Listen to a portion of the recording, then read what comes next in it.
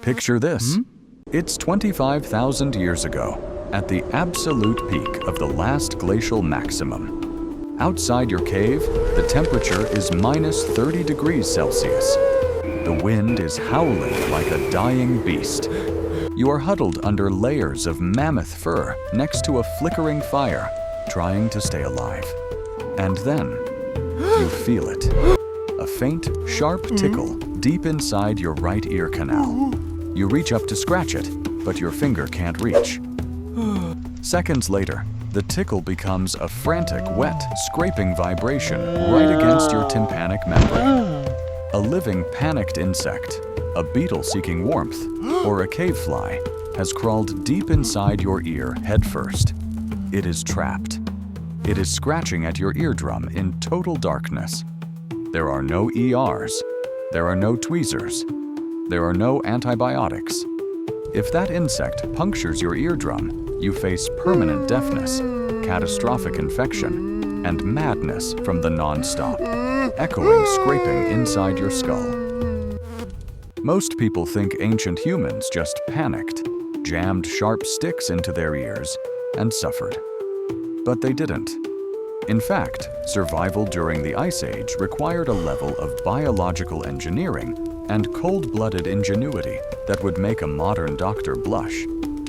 Here is how our ancestors saved their own sanity and their lives when something started crawling inside their heads. Let's address the most obvious instinct first, reaching for a tool. When something is stuck in your ear, your immediate, primal urge is to dig it out. Now, imagine doing that 25,000 years ago.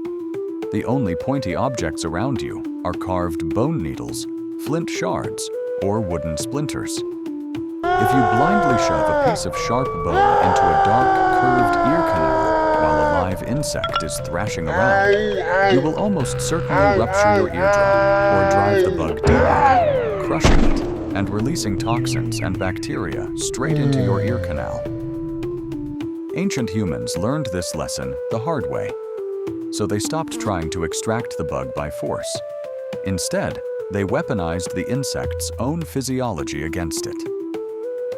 The first line of defense was liquid animal fat, rendered tallow from bison, bear, or mammoth. Here's why this was pure genius.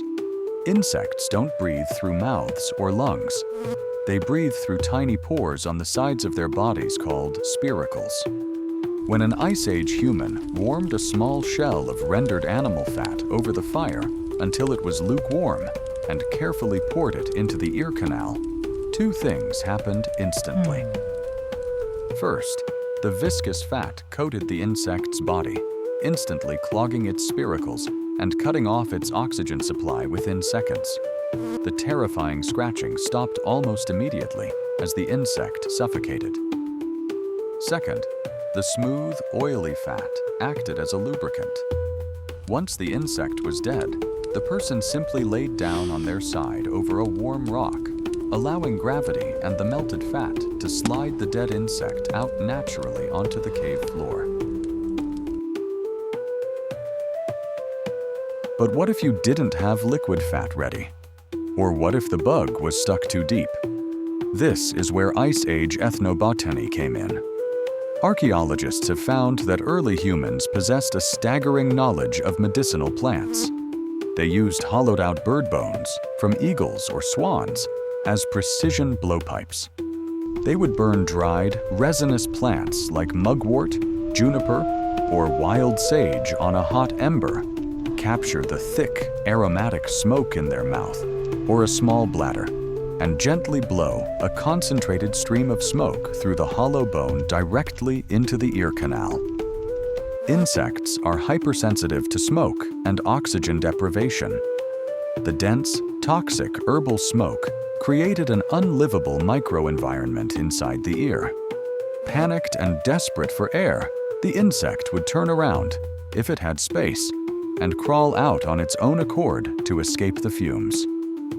If it died inside, the herbs contained natural antifungal and antibacterial compounds that prevented the corpse from rotting and causing an infection before it could be flushed out.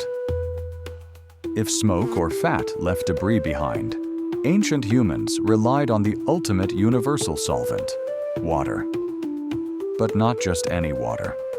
Cold river water would cause severe thermal shock, triggering violent vertigo and vomiting, a phenomenon known as the caloric reflex test. They boiled water, dissolved naturally occurring rock salt or mineral ashes into it to create an isotonic saline solution and let it cool to body temperature. Using hollow reeds, animal bladders, or folded leather funnels, they gently irrigated the ear canal. The warm salt water safely flushed out leftover legs, wings, or dried fat without damaging the delicate tissue of the inner ear. Sit with that for a moment. Once you see it, you can't unsee it. What we view as primitive cavemen were actually master biomechanical engineers operating in sub-zero survival pods. They didn't have sterile operating rooms, but they understood fluid dynamics, insect respiratory systems, and thermal regulation. If you are fascinated by the hidden survival algorithms that kept our ancestors alive against impossible odds, hit that subscribe button right now. We unlock these secret chapters of human history every week, and you won't want to miss the next episode. The next time you hear a strange buzz in the middle of the night, or feel an uncomfortable itch and reach for a cotton swab, take a second to remember where you came from. You are the descendant of people who survived the brutal cold of the Ice Age, not because they were the strongest creatures on Earth, but because they knew how to turn melted mammoth fat, hollow bird bones, and plant smoke into life-saving medical technology in the dark. We built modern medicine on the foundation of thousands of years of terrifying, quiet moments spent huddled by a cave fire, solving nightmare problems with nothing but human intelligence. Stay curious, keep your fire burning, and I'll see you in the next video.